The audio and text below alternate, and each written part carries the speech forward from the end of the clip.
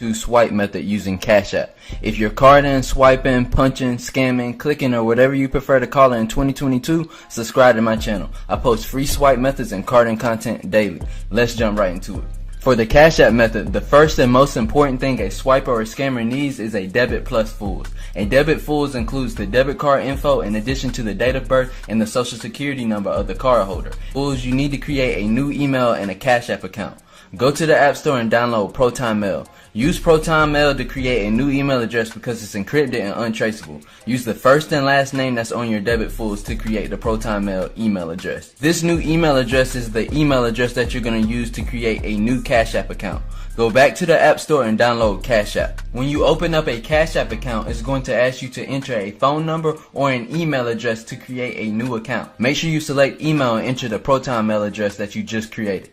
To finish setting up the CashApp account, use the credentials from your debit+fullz. Do not use any personal information to set up this new CashApp account. After creating an account, it's going to ask you to link a bank using a debit card. Enter the debit card credentials from your debit+fullz. If you have a valid debit+fullz, the card will link with no problem. After completing this step, you should be able to go to banks on the CashApp account profile and see the debit card linked to the account. Now you're almost ready to cash out. Make sure you watch this entire video so that you don't miss any steps and fuck this up. Go to the CashApp home screen where it shows your $0 balance and click Add Cash. CashApp will then ask you to enter the date of birth, the last four numbers of the social security number, and sometimes the address that's on the debit to verify the card before you can add funds. This is why it's important that you get a debit+fullz and not a regular debit, because regular debits don't always include the social security number and date of birth. All fools will at the very least have the date of birth and the social security number of the cardholder. Once you have verified the debit, go back to Add Cash. Do not ever try to send cash directly from the debit or you will kill the card and it will not work. You must add cash from the debit card to the CashApp balance before sending any funds to another CashApp account. For the first transaction, add no more than $25 to the CashApp account. You don't want to do any more than $25 for the first transaction. Once you successfully add the first $25 payment to the CashApp balance, you know that you can make some money. Good shit. Go to Add Cash again and this time add $27 or $28. Each time you add to the CashApp balance, it's best to use a different number than before and wait 30 to 40 seconds between each transaction. After the first 2 or 3 transactions, it's okay to add over $100.